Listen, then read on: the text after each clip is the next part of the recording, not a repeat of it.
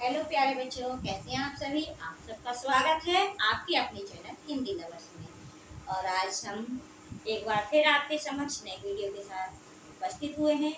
और आज हम पढ़ने जा रहे हैं सूर के पद, और इसमें हम आपके साथ डिस्कस करेंगे सूर के पदों को। इसमें कवि ने भगवान श्री कृष्ण की जो उनके आराध्य थे उनके निराकार स्वरूप का जो है वर्णन किया है, उनकी महिमा का अपने इस पद के माध्यम से वर्णन किया है। तो आज हम सबसे पहले इसी पद को डिस्कस करेंगे। आइए शुरू करते हैं। अवगति गति कछु कहते न आवे, ज्यों गूंगे मीठे फल को रस अंतर्गत ही भावे, परम सुवाद सबहि सुनिरंतर, अमित दोष उपजावे। मन वाणी को अगम गोचर, सो जाने जो पावे। रूप रेख गुण जाते जुगत भिन्न, मेरे आलम्ब कित धावे। सब विधि अगम विचार हिताते, सूर्य सगुन पद गावे।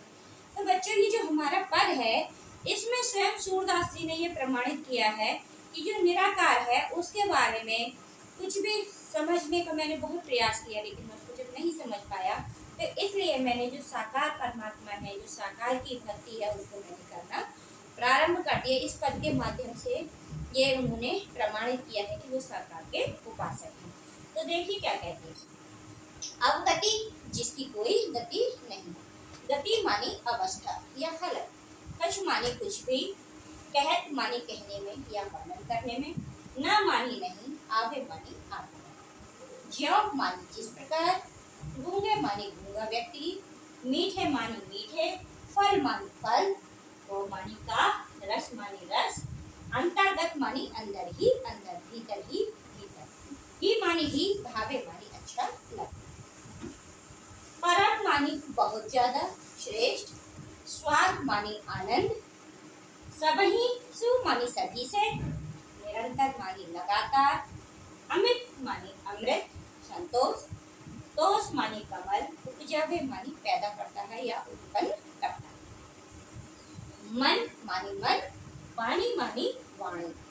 मन जो हमारी जो इंद्रियां हैं उनमें सबसे बड़ी इंद्री जो है वो मन है, क्योंकि जो हमारी आंखें हैं, कान हैं, जीभ है, ये सब जो है उसी के अधीन कार्य करती हैं। अगर मन चाहेगा तो वो कहीं पे भी इन इंद्रियों को अपने अनुसार चला सकता है, लेकिन आंखें अगर मन को अपने अनुसार चलाना चाहें तो वो नहीं चला सकती है। ये सारी क्रियाएं जो है, इसीलिए जो है मन को सबसे बड़ी इंद्रियों के रूप में जाना जाता है, जो सूक्ष्म रूप में मनुष्य के अंदर विद्यमान है।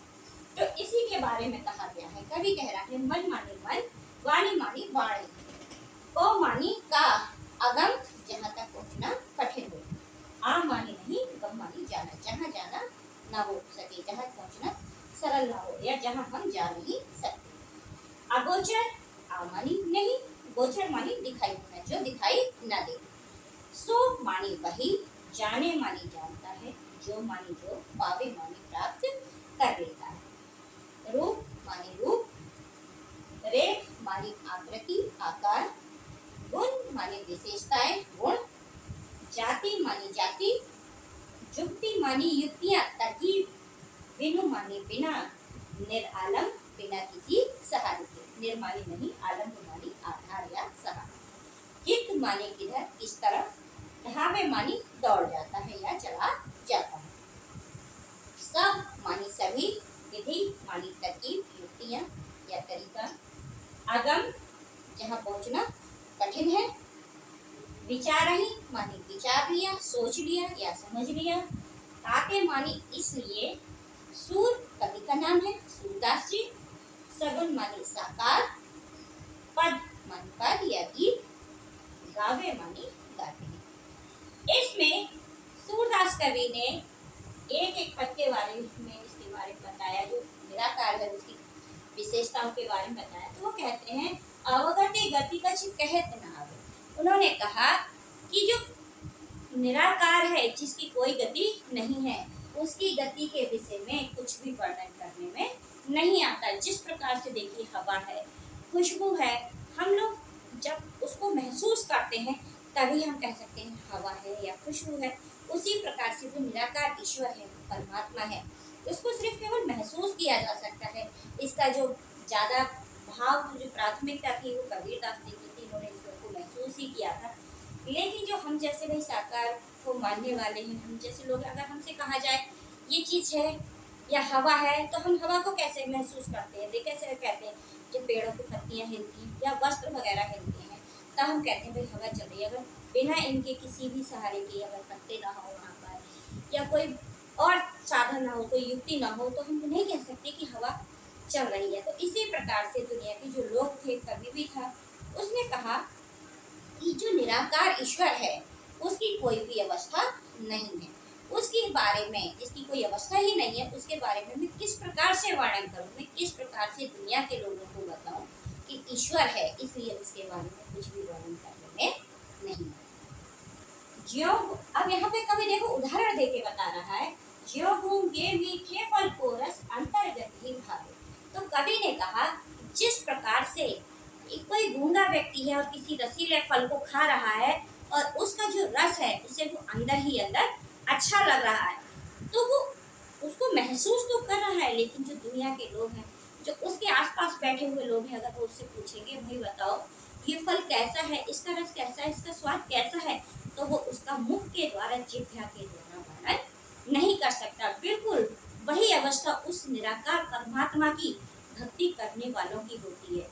वो उसी प्रकार से है जिस प्रकार से गूंगे व्यक्ति को मीठे रस का फल अनुभव में बहुत ही रसीला लग रहा है, लेकिन वो वर्णन करने में असमर्थ है। हाँ, वो अभिव्यक्ति तो कर सकता है, लेकिन आप मुंह को कैसे समझेंगे, नहीं समझ सकते। अगर कोई साकार है, कोई वैसी वस्तु है, तो वो कहेगा हाँ भाई बहुत अच्छी है, बहुत मीठी है, लेकिन उसको सिर्फ केवल महसूस किया जा सकता है। तो इसी प्रकार से निराकार की उपासना है। तो कवि ने यहाँ पर एक संसार का उदाहरण लेके बताया है, और ये उदाहरण दिया है किसी गूंगे व्यक्ति का जो रसीले फल को खा रहा है और उसके रस को अंदर ही अंदर महसूस कर रहा है, अनुभव कर रहा है। उसी प्रकार से निराकार की भक्ति यहाँ पर कवि के द्वारा बताई गई है। अब क्या कहते हैं, परम स्वाद सबहु से निरंतर अमित दोष हो जावे। तो कवि ने कहा कि जो निराकार की भक्ति है वो सबसे ज्यादा श्रेष्ठ है, वो सबसे ज्यादा उच्च कोटि की है। उसके लिए बहुत ज्यादा हमें प्रयास करना पड़ेगा, उसके लिए हमें इतना पात्र होना पड़ेगा, तब जाके उस परमात्मा का दर्शन होगा जो कि सबसे श्रेष्ठ है। और स्वाद मानी आनंद, जो परमात्मा की भक्ति का आनंद है वो सबसे ही अलग है, सबसे ही ज्यादा श्रेष्ठ है।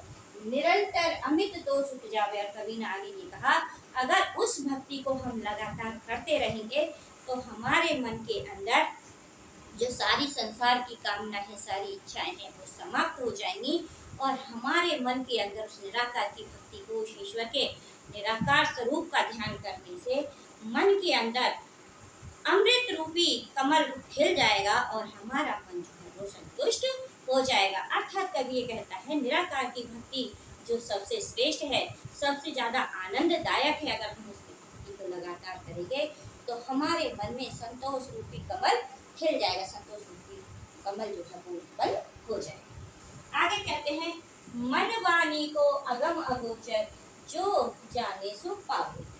तो उन्होंने कहा निराकार जो ईश्वर है उसको ना तो हम मन के द्वारा प्राप्त कर सकते हैं और ना ही हम उसको वाणी के द्वारा, आवाज के द्वारा प्राप्त कर सकते हैं। निराकार परमात्मा जो है उसके पास ना तो मन की कल्पना के द्वारा, भाई हम क्या होता है अपने किसी स्थान पर बैठे बैठे कल्पना करते हैं, न्यूयॉर्क जा रहे हैं, जर्मनी जा रहे हैं, कहीं भी हम एक कल्पना कर लेते हैं, एक छवि हमारे अंदर बस जाती है। लेकिन कवि यहाँ पर ये कह रहा है जो परमात्मा जिसके पास हम मन के द्वारा नहीं पहुंच सकते, जिसके द्वारा हम वाणी के द्वारा नहीं पहुंच सकते, ऐसा परमात्मा जो निराकार है, जो मन और वाणी से अगम है, जहाँ पहुंचना कठिन है, और अगोचर है, जो हमें मन के द्वारा, कल्पना के द्वारा या वाणी के द्वारा उसके हम किसी भी प्रकार के रूप को नहीं बना सकते, उसको नहीं देख सकते हैं, उसको सिर्फ केवल वही जान सकता है जो उसको प्राप्त कर लेता है, अर्थात जो उसका अनुभव कर लेता है, जो उसकी भक्ति को कर लेता है, वही उसके बारे में जान सकता है। बाद बाकी संसार के लोग चाहे कितने भी श्रेष्ठ हो, कितने भी ज्ञानी हो जाए, विद्वान हो जाए, लेकिन उस निराकार परमात्मा के बारे में जब तक नहीं जान सकते, जब तक स्वयं अनुभव नहीं कर सकते हैं, क्योंकि उसका वर्णन करने में कभी भी नहीं। तो इसलिए उन्होंने कहा मन वाणी को अगम अगोचर सो जाने जो पावे। जो इसके पास मन और इंद्रियों के द्वारा, वाणी के द्वारा पहुंचना कठिन है, उस परमात्मा को सिर्फ केवल वही समझ सकता है, वही जान सकता है जो उसको अपने अंदर में अनुभव कर लेता है। रूप रेख गुण जाति जुगत बिन निरालंबित धातु। तो कवि ने कहा ऐसा निराकार ईश्वर जिसका ना तो कोई रूप है, ना कोई आकृति है, ना कोई गुण है, ना कोई खास ऐसी विशेषता है, और ना ही कोई उसकी जाति है, और उसकी कोई ऐसी युक्ति भी नहीं है, कोई ऐसी तरीका भी नहीं है जिसके द्वारा से हम उसको प्राप्त कर सके। वह पता नहीं, कवि ने कहा कि मैं नहीं समझ पाया कि वह निराकार ईश्वर बिना आलंब के, बिना किसी सहारे के इस संसार में किधर से आता है और किधर की ओर चला जाता है। कवि भी कहना चाह रहा है ऐसा निराकार परमात्मा वही जहाँ लौट गया। जैसे खुशबू, हम कहें ये गुलाब की खुशबू है, ये गेंदे की खुशबू है, ये चंपा की खुशबू है, लेकिन हम इसको कैसे डिफाइन कर सकते हैं? जब हमारे पास में गुलाब का फूल होगा तब हम कह सकते हैं ये गुलाब की खुशबू है, लेकिन खुशबू अलग है। तो इसी प्रकार से जैसे खुशबू का कोई आकार नहीं है, कोई उसकी रूप नहीं है, उसकी कोई विशेषता नहीं है। अगर खुशबू है तो वो तो अगर फूलों के बीच में बहुत सारे फूलों के ढेर है, वहाँ गुलाब भी है, गेंदा भी है, मोगरा भी है, और सभी के बीच में से अगर खुशबू आ रही है तो वो मिक्स होगी, तो आप अलग अलग नहीं बता सकते कि ये इसकी खुशबू है, ये इसकी खुशबू है। इसी प्रकार से कवि ये कह रहा है कि इसका ना कोई रूप है, ना कोई आकार है, ना कोई जाति है, और ना कोई विशेषता है। वह किस तरकीब से, कौन सी युक्ति से आता है और किस ओर चला जाता है, इसके बारे में वर्णन करने में नहीं आता है। सब विधि अगम विचार ही ताते सूल सगुन पदगारी। तो अंत में सूरदास कवि ये कहते हैं कि मैंने उस निराकार ईश्वर को हर प्रकार से विचार कर देखा, उसके विषय में अनेकों युक्तियों के द्वारा, जो अगम था, जहाँ तक पहुँचना कठिन था, उसको मैंने हर प्रकार से, हर युक्ति से उसके बारे में विचार किया, उसके बारे में सोचा, लेकिन मैं उसको समझने में असफल रहा, असमर्थ रहा। इसीलिए मैं अब उस साकार परमात्मा के, जिसको हम अनुभव कर सकते हैं, जिसको हम देख सकते हैं, उसके गीतों को मैं गाता हूँ, उसकी ही प्रशंसा करता हूँ। तो ये बेटा इनका जो निराकार ईश्वर, जो श्री कृष्ण भगवान के निराकार स्वरूप का उन्होंने वर्णन किया है, ये इस पद को दर्शाता है।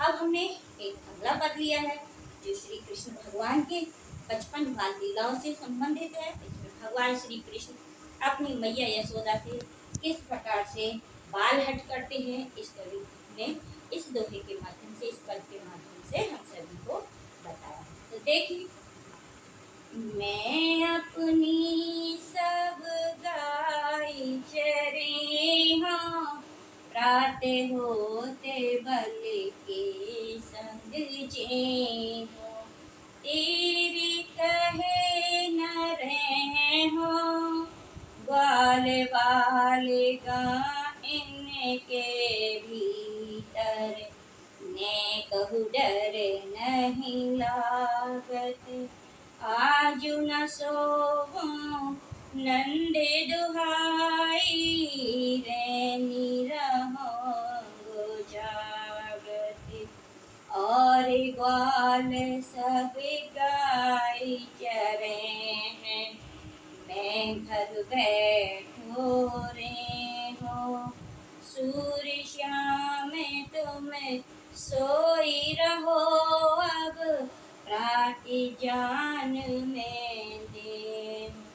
इस पद में कवि ये बता रहे हैं सूरदास जी कि भगवान श्री कृष्ण अपनी सारी गायों को चराने के लिए मैया यशोदा से किस प्रकार से हट करते हैं, और मैया यशोदा उन्हें कितनी युक्तियों के द्वारा, कितने प्रयासों के द्वारा समझाने का प्रयास करती है, लेकिन वो अपनी लल्ला की हट के आगे झुक जाती हैं और हार जाती हैं। तो देखिए क्या है, मैं मानी मैं स्वयं के लिए जो भगवान है, हमारे कृष्ण हैं, उन्होंने उनके बाल स्वरूप जो उसका वर्णन है बाल्यावस्था का, तो वो जो बाल कृष्ण है वो अपनी मैया यशोदा से कहते हैं, हे मेरी मैया, मैं स्वयं अपनी मानी अपनी, सब मानी सभी, गाय मानी गाय, चरे हो मानी चराऊंगा। उन्होंने मैया से हट की एक दिन कि हे मेरी मैया, जो हमारे और जो ग्वाल वाल हैं वो हमारी सभी गायों को चराने के लिए लेकर के जाते हैं, उनके साथ बलराम भी जाते हैं, लेकिन मैं घर पर ही रहता हूँ तो मुझे उनके साथ नहीं जाने देती हो, मुझे घर पर ही रोक देती हो, मुझे ये समझा देती हो तुम छोटे हो। लेकिन अब मैं क्या, अपनी जितनी भी गाय हैं सबको मैं खुद चराने के लिए जाऊंगा, मैं किसी और दूसरे को नहीं दूंगा, मैं खुद अपनी सब गाय को लेकर के चराने जाऊंगा। तो यही हट यहाँ पर भगवान श्री कृष्ण ने पकड़ ली है और इसी को मैया यशोदा से पूरा करने के लिए कह रहे हैं। प्रात मानी सवेरा, होत मानी होते ही, बल यानी बलराम, बलराम के लिए यहाँ बल शब्द का कवि ने प्रयोग किया। कह मानी जे, संग मानी साथ में, जय हो मानी जाऊंगा, तेरे मानी तुम्हारे, कहे मानी कहने पर, ना मानी नहीं, रहो मानी रहूंगा। कवि ये क्या बता रहा है कि जो श्री कृष्ण भगवान थे वो मैया से कैसे हट कर रहे हैं। अब आगे देखिए क्या कहते हैं। ग्वाल मानी ग्वाल, बाल माने बच्चे, जो गोप थे उनके पिता जो यशोद जो थे नंद बाबा, वो सबसे बड़े गोप थे, मुखिया थे, और जो अन्य जो ग्वाल जो थे वो उनके जो बच्चे थे वो उनकी गायों को चराने के लिए जाते थे। देखिए उन्हीं के बारे में कहा गया है, ग्वाल बाल, ग्वालों के बच्चे ग्वाल बाल। गाय मानी गायों, के मानी के, भीतर मानी अंदर, झुंड के अंदर, गाय गैया के अंदर नहीं घुसना, यहाँ गाय के झुंडों के अंदर, भीतर मानी अंदर, न कहूँ मानी जरा सा भी, तनिक भी, डर मानी डर है, नहीं मानी नहीं, लागत मानी लग, आजू मानी आज, ना मानी नहीं, सोमो मानी सोऊंगा, सोना, नंद मानी नंद बाबा, दोहाई मानी कसम, रहनी मानी रात्रि या रात, रहूंगा मानी रहूंगा, जागत मानी जागता हुआ, और मानी दूसरे अन्य, ग्वाल मानी ग्वाल, सब मानी सभी, गाय मानी गाय, चरेह मानी चराएंगे, मैं मानी मैं, कृष्ण भगवान ने स्वयं के लिए कहा है, घर मानी घर में, बैठो मानी बैठा, रहो मानी रहूंगा। सूर कवि का नाम आया है, ये सूरदास जी है। श्याम मानी श्याम, कृष्ण भगवान के लिए। तुम मानी तुम, सोई मानी सो, रह मानी जाओ, अब मानी अब, प्रातः मानी सुबह, जान मानी जाने, मैं मानी मैं, देहो मानी योगी। तो यहाँ आपने एक एक शब्द के बारे में जाना। अब चलिए बात करते हैं, क्या कहते हैं। मैं अपनी सब गाय चरे हो, प्रातः होते वाले के संग जे हूँ, तेरे कहे न रहे। यहाँ पर भगवान श्री कृष्ण ने मैया यशोदा से की कि हे मेरी मैया, आज मैं अपनी सभी गायों को चराने के लिए जाऊंगा, मैं किसी अन्य दूसरे ग्वाल को अपनी गायों को चराने नहीं दूंगा, जितनी भी हमारी गाय हैं सबको मैं अकेला चराने के लिए जाऊंगा।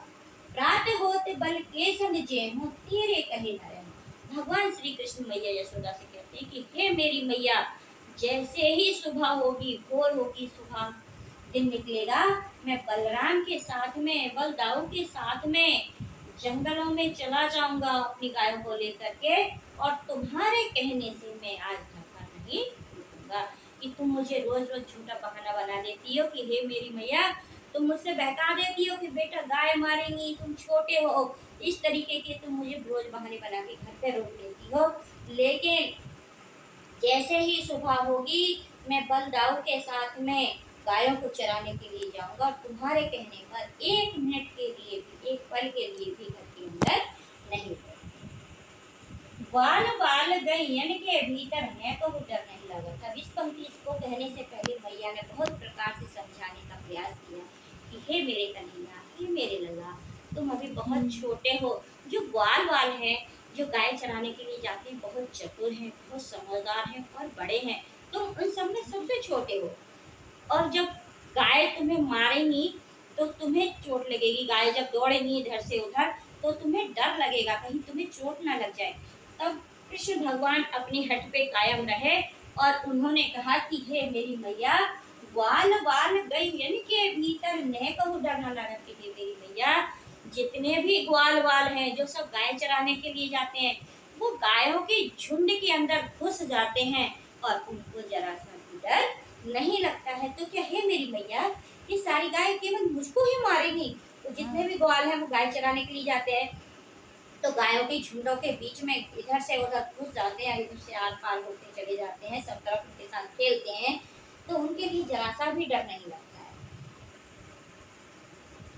आज न सोहो नंद दुहाई, रहनी रहूंगो जागत। इस प्रकार से मैया को समझा के कृष्ण भगवान ने कहा कि हे मेरी मैया, आज न सोहो नंद दुहाई, कि नंद बाबा भी अगर आज मुझे कसम देंगे, अपनी सौगंध देंगे, मैं आज कभी नहीं सोऊंगा और मैं पूरी रात जागता रहूंगा।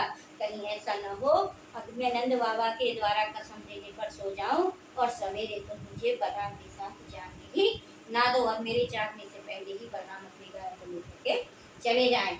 इसलिए मैं आज पूरी रात ऐसे ही जागता रहूंगा और नंद बाबा की कसम देने पर नहीं सोऊंगा। और एक ग्वाल सब गाय चरे हैं, मैं घर बैठो रहे हूँ। भगवान श्री कृष्ण मैया से कहते हैं कि हे मेरी मैया, जितने भी ग्वाल वाल हैं सब हमारी गायों को चराएंगे, वो जंगलों में जाएंगे, उनके साथ खेलेंगे कूदेंगे और आनंद के पल व्यतीत करेंगे। और तुम चाहती हो मैं ऐसे आनंद को, इतने सुखद समय को छोड़ करके घर पे बैठा रहूं? ऐसा कभी भी नहीं होगा, क्योंकि अब मैं सुबह ही बलराम के साथ में गाय चराने के लिए जाऊंगा। सूर्य श्याम तुम सोई रहो, अब प्रात जान में दे हूँ। भगवान श्री कृष्ण की जिद के सामने मैया यशोदा उनकी हट के आगे हार जाती हैं और वो कहती हैं कि हे सूर्य के श्याम, हे सूर्य के प्रभु अर्थात श्री कृष्ण, तुम अब सो जाओ, क्योंकि रात्रि बहुत हो चुकी है। जब तुम अब सोओगे, समय पे उचित समय पे सोओगे, तभी तो तुम सुबह को जल्दी उठोगे। तो इसलिए उन्होंने कहा कि सूर्य श्याम तुम सोई रहो। मैया यशोदा ने कहा हे सूर्य के प्रभु, हे कन्हैया, हे लल्ला, तुम अब सो जाओ और जैसे ही सुबह होगी मैं तुम्हें बलराम के साथ गाय चराने के लिए जाने दूंगी। मैं तुम्हें घर पे लेकर के नहीं